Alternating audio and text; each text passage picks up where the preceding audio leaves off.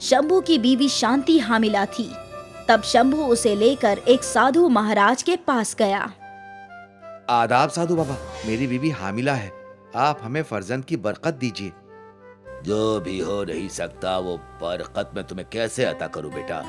क्या इसका मतलब मुझे बेटी होगी? हाँ यकीनन, नायाब और मुतवजा दोख्तर जिसके जिस्म में जादुई ताकत होगी। या खुदा, जादुई ताकत?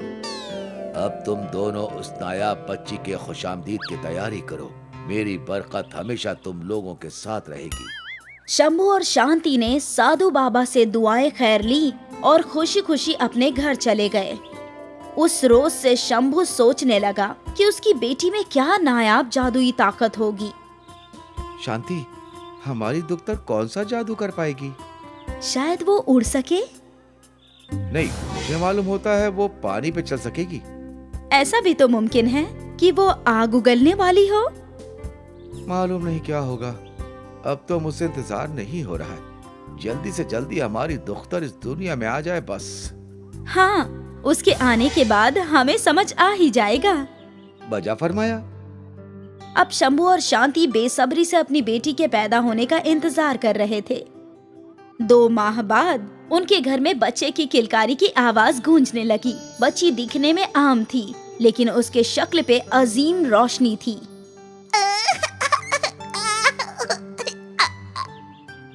हमारी नायाब दुख्तर। हाँ, लेकिन इसमें नायाब क्या है? शांति ने बच्ची को उलट पुलट करके देखा। सब कुछ आम लड़की की तरह ही था। मुझे तो कुछ भी जादुई नजर नहीं आ रहा। हो सकता है कि इसके अंदर कोई ताकत हो और वो थोड़े वक्त बाद हमें इसका इल्म हो। हाँ, साधु बाबा ने फरमाया था, तो कुछ ना कुछ तो जरूर होगा। यकीनन। खैर, वक्त गुजरता गया और शंभू और शांति अभी तक उस जादुई बच्ची की खोज में थे। उनकी मधु बिल्कुल आम बच्ची की तरह ही थी। मुझे नहीं लगता कि हमारी बच्ची में कोई जादुई नेमत है। अगर होती तो अब तक हमें इल्म हो गया होता। हाँ, अब तो मैंने भी उम्मीद छोड़ दी है। मधु 5 साल की हो गई है। अब तक तो जादू का कोई ना कोई इशारा जरूर दिख जाना चाहिए था। हाँ, लगता है साधु बाबा ने हमारा दिल रखने के लिए ही ऐसा बोला होगा। आपको बेटा चाहिए था ना, इसीलिए। हाँ, ऐसा ही होगा। छोड़ो। मधु के वालिदैन ने मधु को एक आम बच्ची मान लिया था। मधु आम बच्चों की मानिंद स्कूल जाने लगी। उसकी कई सहेलियां थी। सब कुछ सही था, लेकिन एक बिल्लू था जिसे मधु हरगिज पसंद नहीं करती थी। बिल्लू अक्सर मधु को चिढ़ाया करता था। ओए बिल्लू के बच्चे, अगली मर्तबा मैं तुझे देख लूंगी। मधु घर लौटकर अपनी अम्मी से बिल्लू की शिकायत करने लगी। अम्मी, बिल्लू रोज मुझे परेशान करता है, चिढ़ाता है और तंग करता रहता है। तो बेटा, तुम्हें उससे दूर रहना चाहिए। तभी शंभू घर लौटा। नहीं मधु, तुम्हें उस बिल्लू को सबक सिखाना ही चाहिए। अगली बार वो तुम्हें परेशान करे तो उसकी अच्छे से पिटाई करना, ताकि आगे से वो तुम्हें देखते ही दुम दबाकर भाग जाए। हाँ बा, मैं ऐसा ही करूंगी। ये हुई ना बात। अरे लेकिन कुछ नहीं। मधु ताकतवर है, वो किसी से क्यों डरे? बेशक अब्बा। मधु के जहन में ये बैठ गया था कि अगली मर्तबा वो बिल्लू को सबक सिखाएगी। फिर कुछ रोज बाद मधु अपनी सहेली के साथ खड़ी थी। तभी बिल्लू वहाँ हाजिर हुआ और बिल्लू ने मधु के बाल खींचे। मजा आया। मधु का गुस्सा बढ़ रहा था। उसने घूरकर बिल्लू की जानिब देखा और बस उस पर कूद पड़ी। मधु बिल्लू के सीने पर बैठ गई और एकाएक उसके नाखून बड़े होने लगे। और जब मधु ने बिल्लू को मारा तो लंबे तेज नाखून की वजह से बिल्लू के मुंह से खून निकलने लगा। मार दिया मुझे, मार दिया।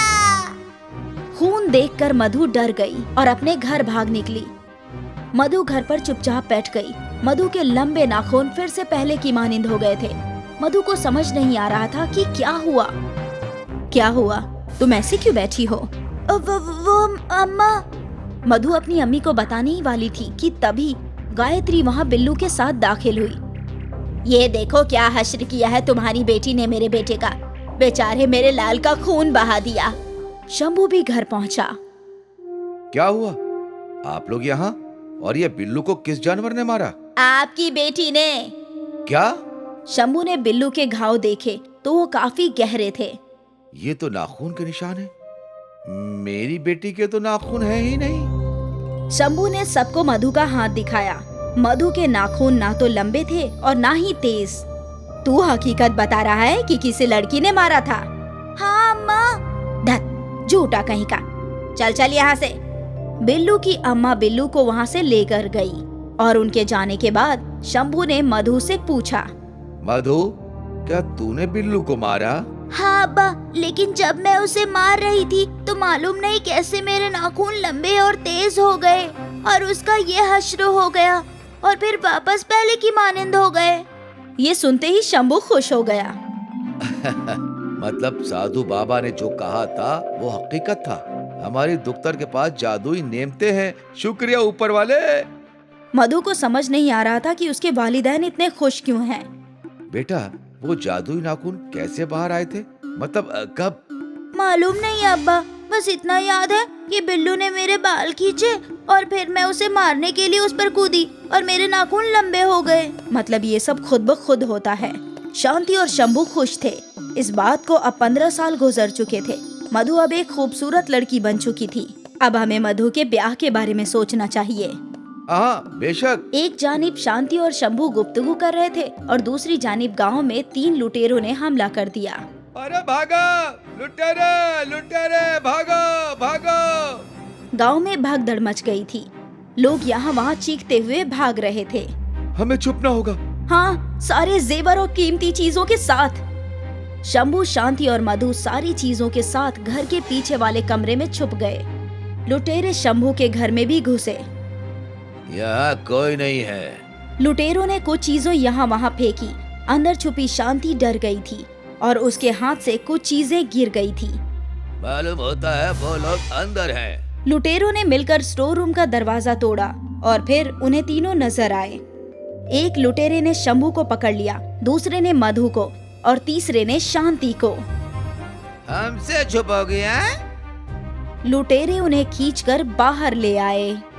इस खातून के पास बहुत सोना है। लुटेरे ने शांति की सोने की चेन खींच ली और फिर शांति को धक्का दे दिया। शांति का सर एक पत्थर से टकराया और उसके सर से खून बहने लगा। खून देखते ही मधु का गुस्सा बढ़ने लगा। वो घूर कर लुटेरों की जानिब देखने लगी और बगैर सोचे समझे मधु लुटेरे की जानिब बढ़ गई। मधु के लंबे और तेज नाखून अपने आप बाहर आ गए और जैसे ही मधु ने लुटेरों पर हमला किया तो उसके जिस्म से खून बहने लगा। खून! बचाओ, बचाओ! दोनों लुटेरे अपनी हिफाजत के लिए दौड़े और मधु ने दोनों पर हमला कर दिया। तीनों लुटेरे जख्मी थे। भागो यहाँ से! अपनी जान बचाने के लिए वो लोग वहाँ से भाग निकले। मधु का गुस्सा शांत हुआ और उसके नाखून भी छोटे हो गए। वो अपनी अम्मी के पास दौड़ पड़ी। अम्मी, अम्मी तुम ठीक तो हो ना? हाँ हाँ, मैं ठीक हूँ। लुटेरों के जाते ही गांव वाले बाहर आए और सबको मधु के जादुई नाखूनों का राज का इल्म हो गया। आज आपकी दुख्तर की वजह से हमारा गांव महफूज है।